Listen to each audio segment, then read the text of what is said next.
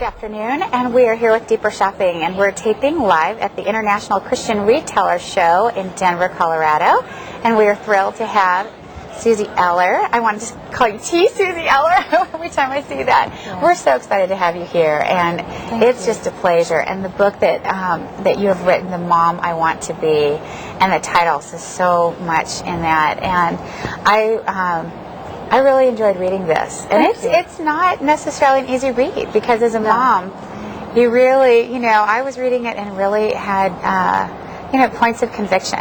We're, as a mother and as a woman, and you just as a daughter, you kind of grow up with these ideas of things, but you really grow and evolve, and I really enjoyed the book. Thank you. And I have to say how you set the book up, that you had the study questions in the back, but before we get into that, I want to have you share a little bit about the book and sort of the timing and having you write the book. And I know that you have excerpts from your own mom in here. Yes. Share a little bit about that, because I know that was difficult. Well, this is the book I didn't want to write. Yeah. And the reason is if it ministers to thousands of women, but it destroyed my mom, it wouldn't have been worth it. But I teach a workshop called Pushing Past Your Past. And the very first time that I taught that, I had, I wondered if I was in the right place at the right time, teaching the right topic. But afterwards, women lined up out the door and around the corner and said, "You shared my story." And so at that time, I was approached to write the book, and I asked my mom to come on the journey with me.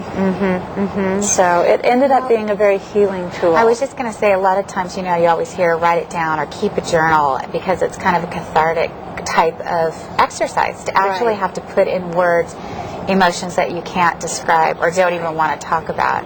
And and that was my impression that you said that it was kind of like working that through.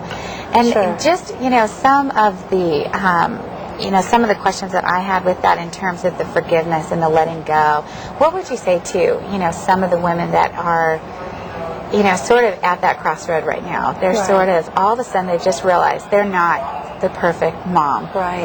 Well, one of the things that happens is when the baby's first placed in your arms and no one's ever showed you how to be a mom, that's a tough moment. And that happens over and over again in your parenting, whether you've been raised in dysfunction or not, but especially when you've been raised in dysfunction.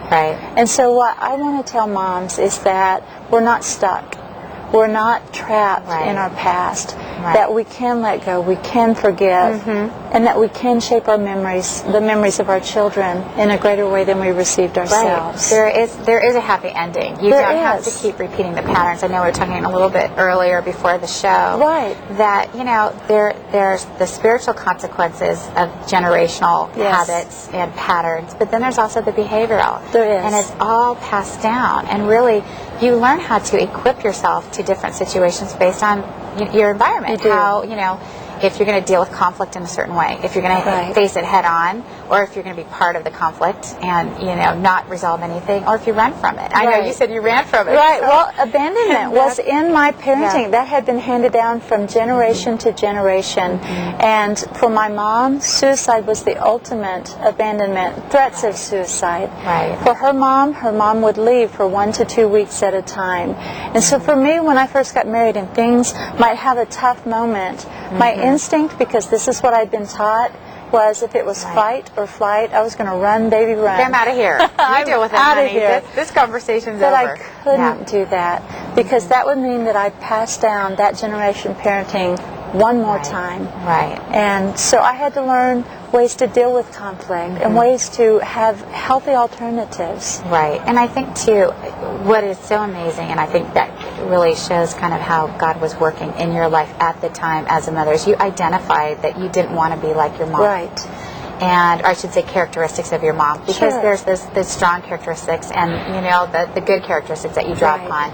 But to pull on the bad, it was almost like, and I know when I had my daughter, the reality is you go home with that baby and you really do reevaluate things. And you think, I don't want to be like this. I don't want to do this. But you start to recognize those patterns, and you did. And I think we make a list. There's some women that just don't. They just, they just don't have, the clue on how to equip themselves with that. And that's why I think this book is so important. I think the timing of this, so many women need to hear this, that it's okay. You're going to screw up. You're going to, you don't have to, baby's going to cry. You don't have to be the perfect mom, but we're striving to be, the God-like mom. Right. Bringing in all the tenements that, God has put in our hearts. And I think the love and the forgiveness, and like you said, you don't have to pass on. You don't have to be the person. And no one's entitled to hold you to your old self either. No. And I think some people get really stuck. We get very stuck. We're waiting. Many times it's hard to forgive because we're waiting for somebody to say they're sorry for what they did. Right. And the truth is there's unrepentant people in the world. Right. And it might be because they're hurt. It might be because they just don't want to. Yeah, they're bitter. Right. That's the thing, is that you have that unforgiveness and you get to that bitterness stage. But do I want to be stuck? Do I want to wait until somebody's going to say they're sorry, or until I can make them pay me back for what they did? Or do I want to be free to be the person I know I can be? But more than that, when I look into my child's eyes, that they see a mama that's whole, that's healthy, not perfect. Right. Absolutely. But growing and whole and healthy, and not carrying the baggage from the past into my new relationship with my innocent, beautiful child. Well, and what I thought was kind of the key moment when you were talking about all of a sudden you looked over at the family. I think it was, I don't know if it was Thanksgiving or whatever, but all of a sudden you went, when did I get the normal family? That's right. When does this look like Leave It to Beaver? All of a sudden everyone's, sitting there. And I started laughing because it just sort of creeps up on you. But that is, to me, I thought, what a wonderful legacy. That is your legacy. That's a blessing. That's the legacy that because you stepped out and said, I'm going to break these patterns, and it was painful. And then your mom joined you on the journey of the book, and I'm sure she was not real thrilled at times, but the fact that she reached out to you and also wanted to say, no, tell me what I did wrong. Yes. Explain this to me, because, moms and dads see things differently because the circumstances in their lives are different, but we only have a child's interpretation, and it's usually the black and white one. Nope, Absolutely. This is how you reacted. This is what you said. Right. And it does shape who you are. Right. And I know you touched upon that a little bit too. That environment kind of shapes not just how our behaviors, but who we become. It does. I loved talking about the reunion, and going back to high school reunion and running in and being stuck in this time warp. But it's a perfect analogy for where we are, because you want to grow, and as you're growing as a mother, you really are growing, and your kids are growing with you, and they're going to understand that you're going to make mistakes and that you may not come up with the most perfect thing to say at the most perfect time. But I think those words, I forgive you, or I'm sorry, and I don't think moms say that enough to their kids, daughters and sons. Sons are very different than daughters, but that mother-daughter bond is very key, because we really do, we carry, I think, a greater influence in the household. We carry a tremendous influence on our household, and the words that we say are so important. And when you're raised in dysfunction, sometimes what you do, you're so embroiled in your memories and in your feelings that you forget that you're shaping your children's memories now. Right. And we have to stop and consider what a vital role that is, and what a short amount of time that we have. And that's why I needed to go back and to confront my past, not in a harsh way, not in a punitive way, but to acknowledge that it existed, that it did shape me, but it doesn't define who I am, then to let go and move forward. And you do, and I think that as you mature into that adulthood, you really do take responsibility for your actions. And that's, and I, so many people love to blame the dysfunction house or this or that and all these circumstances, but at some point in time there's that break. And really, if you haven't figured that out before you get married, you do carry that into your marriage, and you carry it off and on to your kids, and you really have to start taking responsibility. And sometimes it is going deeper. Sometimes it's really peeling back the ugly layers. Always going deeper. And that's the thing, is that some women, and I was one of those women, didn't know how. And so I had my Heavenly Father, but I needed help. Right. Well, and I think too, and I could probably understand why that's the necessity of actually writing this book. And how you have it, now you have it almost like a study. At the end of each chapter, I notice you have some questions that really make you reflect on and answer some of the things that you just sort of digested in the chapter. And it's very effective, because it sort of has that journal type of experience. You really can write and say, you know what?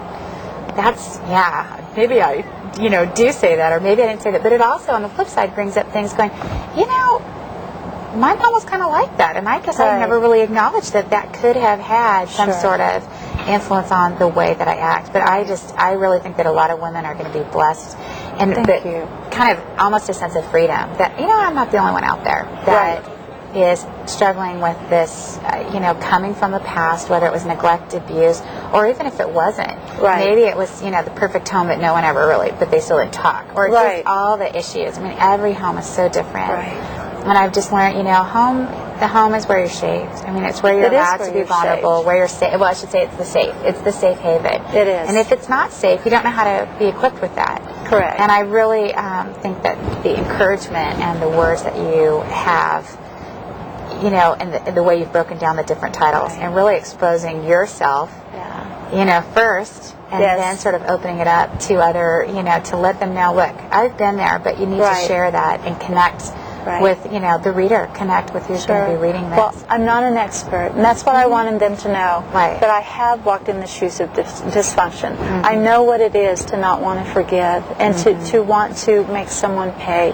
But I also know the freedom of forgiveness. I know what it is to raise 3 beautiful children who never knew what I knew, and to just continue to grow. Right. And I didn't know if you wanted to touch upon some of, some of that background, because it's pretty heavy duty. It's hard. I mean, the fact, just your conception, your point of conception was... It's tough. It was a violent point of conception. It was. And to think, to, register that and just go, that's with identity. That's when you realize that if I looked at myself in the view of the fact that I was conceived by a violent sexual encounter, if I look at man's eyes, that's one thing. But if I look in God's eyes, and I see that at that moment He saw me, and He knew the plans He had for me, I turn my focus to God and what He wants to do with my life. That's a much more beautiful picture. Absolutely. Yeah. Well, I appreciate you coming by and just sharing your story. And I didn't want to share too much in the story. I really want to encourage people to read it because, you did have to, again, there